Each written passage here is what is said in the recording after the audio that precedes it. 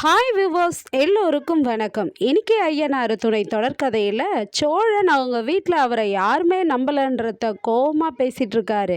நிலா கிட்ட சொல்கிறாரு, நிலா நீ மட்டும்தான் என்னை உண்மையாகவே நம்பின, இவங்கெல்லாம் என் கூட பிறந்தோம் நம்பலை, அதனால் எனக்கு இந்த வீட்டில் இருக்க பிடிக்கல, நீ வா நம்ம போயிடலாம், இந்த வீட்டை விட்டு போகலான்ட்டு நிலாவை கூட்டிகிட்டு போகிறாரு. உடனே நிலாவும் செருப்பு போட்டுக்கிட்டு போகிறாங்க. போயிட்டு வந்து திருப்பி வந்து சேரன்கிட்ட பேசுகிறாங்க, அண்ணன் என்னதான் இருந்தாலும் நீங்கள் சோழனை அப்படி பேசியிருக்க கூடாது, அவரு கோவப்பட்டு பேசுறதும் பாயிண்ட் தானே அப்படின்னு சொல்றாங்க நிலா சேரன் கிட்ட. ஆனால் நிலா வந்து சொல்கிறாங்க சேரன்கிட்ட, அண்ணா நீங்கள் கவலைப்படாதீங்க, அவர் இப்போ கோவத்தில் இருக்கிறாரு, நான் கூட போயிட்டு எப்படியாவது அவரை நான் சமாதானப்படுத்தி நான் வீட்டுக்கு கூட்டிகிட்டு வந்துடுறேன் அப்படின்ட்டு செருப்பு போட்டுட்டு சோழனை கூப்பிட்டு வாங்க சோழன் போகலான்னு கிளம்புறாங்க. கிளம்புனதும் அவர் கார் எடுக்க வர்றாரு. நான் இனிமேல் இந்த வீட்டுக்கே வரமாட்டேன் நிலா அப்படின்ட்டு. சரி சரி வாங்க நம்ம எங்கேயாவது போவோம், அதுக்கப்புறம் பேசிக்கலாம் ரிலாக்ஸ் பண்ண பிறகு அப்படின்றாங்க. உடனே நிலா வந்து அவங்க ஸ்கூட்டி எடுக்கிறாங்க. என்ன நிலா ஸ்கூட்டியா அப்படின்றாங்க. ஆமாம் ஸ்கூட்டியில் போயிட்டு வரலாம் வாங்க, நான் தான் வண்டி ஓட்ட போகிறேன்றாங்க. சரி சரி நீ ஓட்டு, நான் உன்னை நம்பி வருவேன், நீ எங்கே தள்ளி விட்டாலும் பரவாயில்ல நான் வருவேன் அப்படின்றாரு. என்னங்க எங்கன்னா நீ தள்ளி விட்டாலும் பரவாயில்லன்னு நினைக்கிறது நம்பிக்கையா, என்னை நம்ப மாட்டிங்களான்றாங்க. வர நிலா அப்படின்ட்டு உடனே நிலா கூட உட்காந்துட்டு ஒரு 2 பேரும் ஹோட்டலுக்கு வராங்க.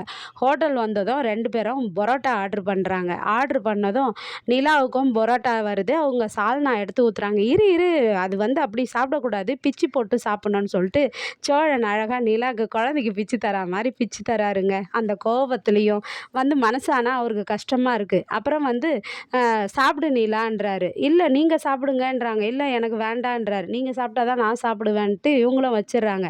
அப்புறம் 2 பேரும் சேர்ந்து சிரித்து பேசிக்கிட்டு சாப்பிட்றாங்க. கொஞ்சம் கொஞ்சமாக கூலாகிறாரு சோழன்.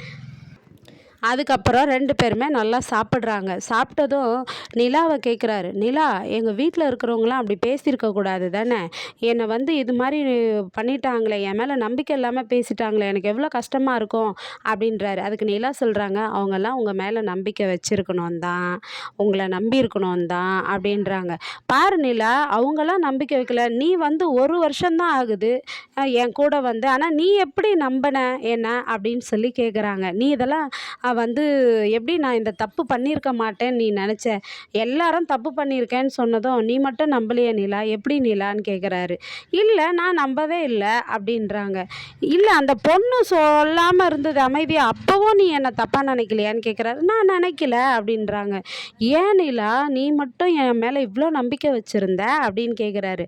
ஏன்னா அதுக்கு நிலா காமெடியாக சொல்கிறாங்க, ஏன்னா சோழன் நீங்கள் வந்து இன்னொரு கல்யாணம் பண்ணுறதுக்கு ஒர்த்தே இல்லை சோழன், அதனால தான் அது நான் கான்ஃபிடெண்ட்டாக இருந்தேன், அதனால தான் உங்களை நான் தப்பாக நினைக்கலன்றாங்க.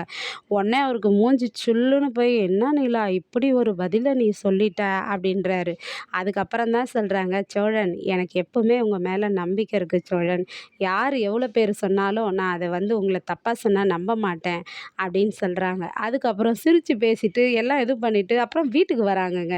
வீட்டுக்கு வந்ததும் நடேசன் சூப்பராக பாட்டு கேட்டுன்னு உக்காண்ட்ருக்கிறாரு. என்னம்மா அவன் சமாதானம் ஆயிட்டானா அப்படின்றாரு. உடனே அவங்க வந்து அந்த பாட்டை ஆஃப் பண்ணிவிட்டு இது இப்போ உங்களுக்கு தேவையான்ட்டு ஆஃப் பண்ணிவிட்டு உள்ளே போகிறாங்க. உள்ளே போனதும் பல்லவனை பார்த்ததும், பல்லவன் அண்ணன் வரலையேன்ற கவலையில் வந்ததும் பார்த்ததும் கட்டி பிடிச்சிக்கிறாரு பல்லவன். உடனே பல்லவனை சோழனும் கட்டி பிடிச்சிக்கிறாரு. ஏய் நான் வந்துட்டேன்டா, அண்ணன் எங்கேயும் போக மாட்டேன்டா, நான் உன்னை விட்டு போக மாட்டேன்டான்றாரு. அப்புறம் பாண்டியன் போயிட்டு டே எங்கெல்லாம் மன்னிச்சிடுறா அப்படின்றாரு. உடனே வந்து கையை உதறி விடுறாரு சோழன் பாண்டியன் கையை.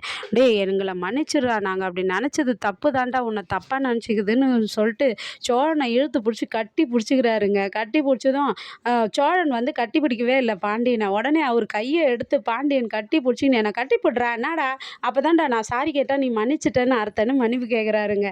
உடனே வந்து நான் ஒன்றா மன்னிப்புலாம் கேட்கல, நீ என்ன என் கையை தன்னால் எடுத்து உன்னை கட்டி பிடிச்சிக்கின்னு என்ன நீ இப்படி பண்ணுறேன்றாங்க.